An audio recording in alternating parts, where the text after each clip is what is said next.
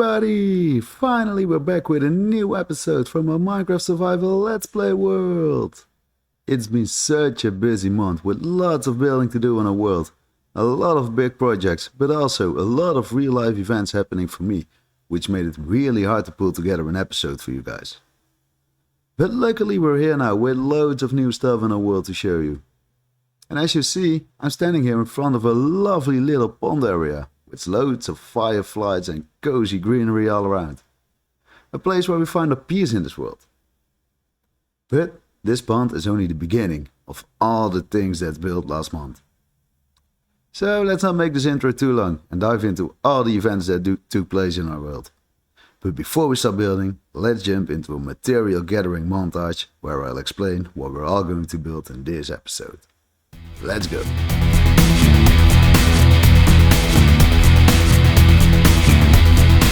And as we need hundreds of materials for the big build ahead, I'm not going to show you all the materials we've collected. Although, the good old spruce collection has to be part of every material gathering montage, right? So as we chop down our spruce, we were harassed by the most annoying mob in the game, phantoms. As I won't sleep in my world, it is the mob I've killed most so far. Jeez, I hate them. After we had collected all the spruce needed, we went on a tour through our world to collect pale moss, cacti and some different colors of terracotta. As one of my goals is to expand the block palette where I'm working with, I thought it was a good start to begin with some terracotta variants, as they are easily matchable with different types of blocks and color palettes. When exploring the wastelands, I found an azalea tree in the middle of the wooded badlands. That could mean only one thing: lush caves up ahead.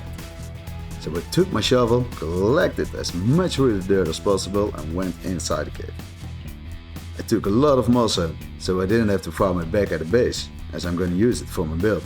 But I also took some clay and dripstone with me, so we could expand our initial block palette even more. Back at the base, it was time to go underground to collect all our bulk items like stone and tuff. Tuff is one of the main blocks I use when terraforming mountains. Usually I use lighter blocks like stone and cobble in the higher parts of mountains, and when we get lower, we transition into deep slate and sea and terracotta tones. So in between, tuff is, to my opinion, the ideal block to mend those two colors together.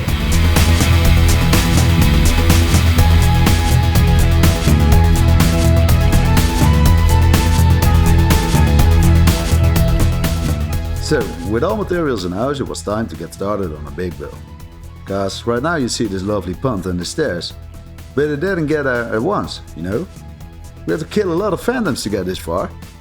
So without further ado, enjoy this cliff building and phantom killing time lapse.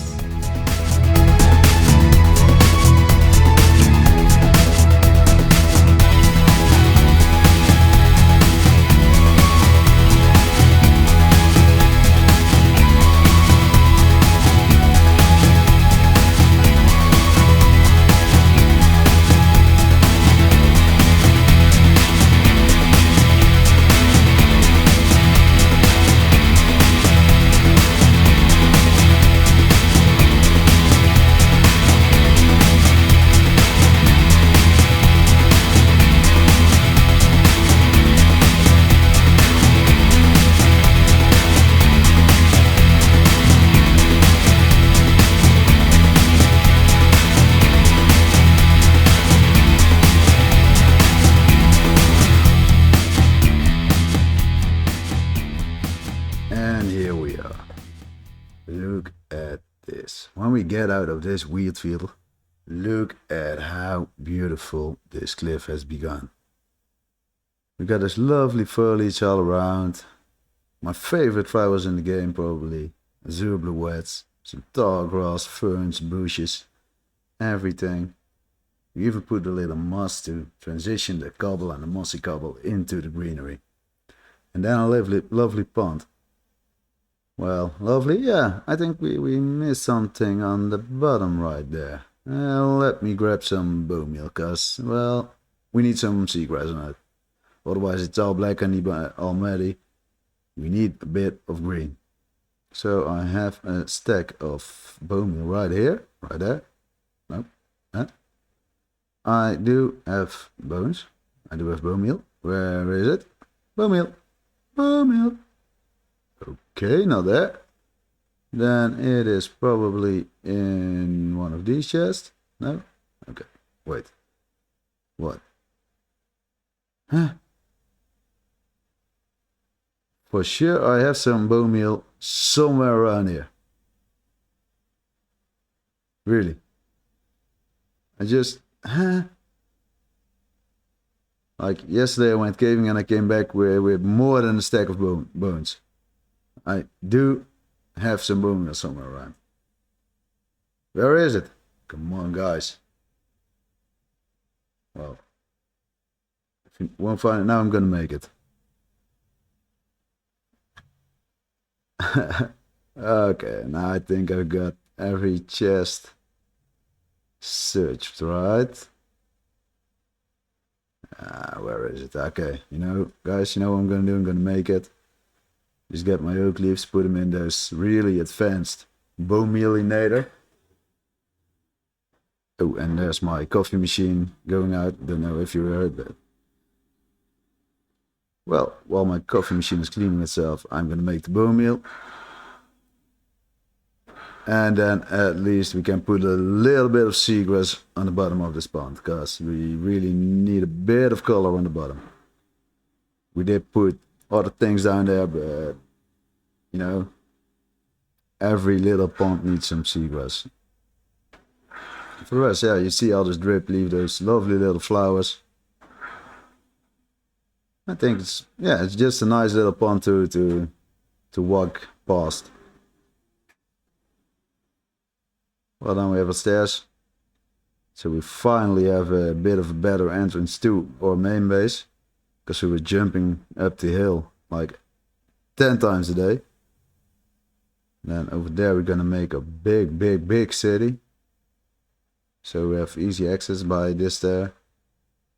And probably there will be more stairs, but this will be the main one for now. We also put in a bit of extra wheat fields, and don't look behind me, because there is like a little bit of a spoiler. I'm not going to show you yet. Probably you've already seen it in the thumbnail, but well, it's a spoiler. And here we do have our sheep barn with those lovely sliding doors on the front. And then behind that, iron door, otherwise our iron golems escape. So later on in the video I will explain you how the sheep farm works, but it's quite an easy thing. With a little finicky redstone, but basically all wool gets into the chest, and then those lovely little golems are searching the chest and putting it all away for us. So far right now they didn't make any mistakes, but they tend to make mistakes every now and then, but luckily they didn't. And well, for the rest, it's just, you know, a sheep farm as we all know it. Shears and dispensers. And every now and then the sheep farm gets activated. Maybe we will see it in a sec.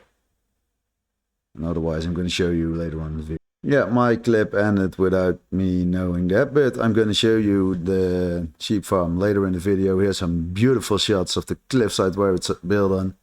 And here the cliff we just made in the time lapse. Look how beautiful it looks, and this, all the lusciness in my base. I really love it.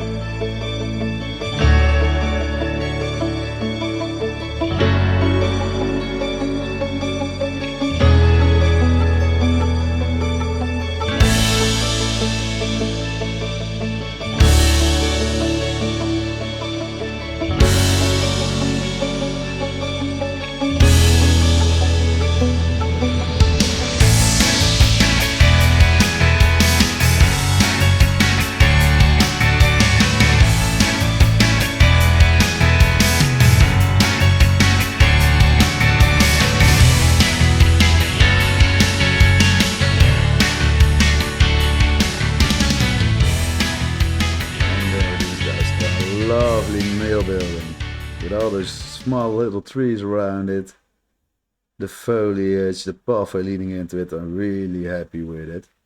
On the inside I'm probably gonna make a bone meal converter, so you know, a machine where we can throw in seeds and other foliage that and then that goes up into a composter, and the composter leads into a crafter. The crafter leads into and the crafter is going to make bone blocks out of it, and that's probably what I want to do with it on the inside, but that's not for now. And look at the bees doing that thing, how lovely. So I stand here, it feels like a really big building, but it's not that high. I think about 20-25 blocks high, but look at this view, guys. Wait, let me get position. This view. And then in a while, all those copper trapdoors are going to be green, and then it will be such a beautiful building. I'm really looking forward to see it like how it is. Yeah, I'm happy with it. I'm happy with it, guys. I really love the building. And then here the lovely sheep shed with the sliding doors. Yeah, I really like the expansion of the base so far. And I really can't wait to expand it even more. Add many more other buildings, little farms, all in the rolling hills down here.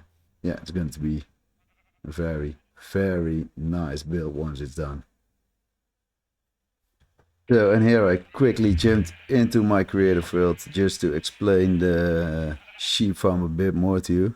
First, look at this. This is how the mill will look when all the coppers, the trapdoors are oxidized. Beautiful, beautiful. But a little bit of redstone explanation, guys. Let's go into our wool farm. So, here the top you've already seen, all the sheep in the cages. I'm gonna put the sound a bit down. So, that's better. But what you see, I got 2 copper golems per part in this one, but it wasn't really needed. 1 copper golem was enough. So all the wool gets dropped into these chests, and the copper golems are there to spread it. So let me quickly show you. Here we got dispensers with shears. So these are the shears that actually shear the sheep for us.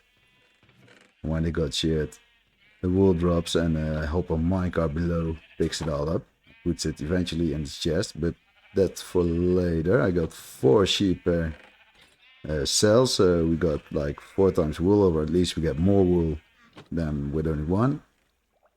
And then we got our tick multiplier down here, so we see the redstone bulb, and for every time the redstone bulb got activated, like you see here, we get 4 ticks. Well, how that works, we got our hoppers, and for every item in that hopper, so yeah, we got this bulb at first, and that duplicates the signal. It's quite a complicated thing, but very easy to build. But as you see, we got 4 items, and for every item in the hopper we get 1 tick just on 1 pulse to the bulb. So 1 pulse to the bulb, 4 ticks output, as we got 4 items in the hopper. And that corresponds with our 4 sheep. So our dispensers with the shears get 4 ticks, and then all 4 of our sheep will be sheared. This whole thing got powered by Ito hopper clock. So in here it's quite fast. In my survival world I put it on about 5 to 10 minutes. So every 5 to 10 minutes the system gets activated, and we get the 4 ticks. And so the 4 times sheep got sheared, because the grass below the sheep of course needs to regrow, so they won't regain the wool quite fast. And then here we got a circuit that leads into the pulse that activates the shear and dispenser. Quite easy, just straightforward redstone line into a redstone torch, and then we go up into another redstone torch, activating the dispenser, and then the 4 ticks lead to the 4 shear cuts. What then? Yeah, then we have our activation system. So as you see, the redstone block is now constantly powering the redstone wire. So basically the system is off, and you can see that here as well. The powered rails aren't powered, so our hopper minecarts aren't driving around to pick up all the items. And that basically means the system is turned off. So usually they drive around, go into this bubble elevator and fall down again to start a round. And then into the stone down here we got one hopper minecart hidden. And that hopper minecart quickly pulls out all wool that's inside of the minecart. And then it puts it into the copper chest below. So we put a hopper minecart there because it's slightly faster than a regular hopper. So we are sure that all items are taken out and the hopper minecarts aren't get clogged once our sheep got harvested. So then I have to show you the on-off system and then we are done, I think. Yeah, so you see the rails aren't powered right now. And that's because of our on-off system. So I already told you this redstone block keeps all redstone powered. So it's not influenced by the ticks cost down below. So the shears won't shear the sheep. And that's so we don't have too many entities flying around. Down here we have a piston, and that piston is also holding a redstone block, which you can't see now, but you're gonna see it when I turn on the system. So let me quickly get out of spectator mode. So 1 second, so we can pull the lever, and then we go back into spectator. And then you see the rails are powered by this redstone block that's pulled out by that piston. So the carts are running around right now, so you see how it works. There they're getting out. Oh, and of course we have this redstone block that's retracted right now. So now, once the pulses come through, they'll be put through to the entire system and our sheep get sheared. As you see the green wool lying around. Have to be quick. And then we already picked it, but we see it entering the chest right here. So it looks like a very complicated system. It's not that complicated, but I'm gonna make a tutorial out of it soon, so you can all rebuild in your own worlds. It's very easy. And what's really nice to have is when you got enough wool, you just flick this lever, you turn off the whole system, and your lag is reduced with a lot, because otherwise when your chests are full, all wool keeps flowing around and all those entities make a lot of lag in your world. So that's about it. Yeah, you see now everything's turned off. And the only thing we got now are the golems walking around. And that takes us to our final segment, guys. How unfortunate. But of course we're gonna end with fishing with squid. So I'm gonna massively speed up because I sat there for about 40 minutes until I finally found a book. We had a lot of trash. We found one good item, that was a rod with lure 2. So we're gonna put that on this rod so we can lure faster and we can catch our fish faster. But eventually, after more than 100 attempts and 40 minutes of fishing, we finally found our book. And as you see, it's quite a good book. Protection 3, efficiency 4, death rider 3, so that puts it on the first place of our scoreboard. But well, 102 attempts, guys, Jesus. So thank you so much for watching. I hope I'm also gonna see you again in the next episode. Please give me a like, please give me a follow, leave a comment down below, and I'll see you back soon. Thanks, guys.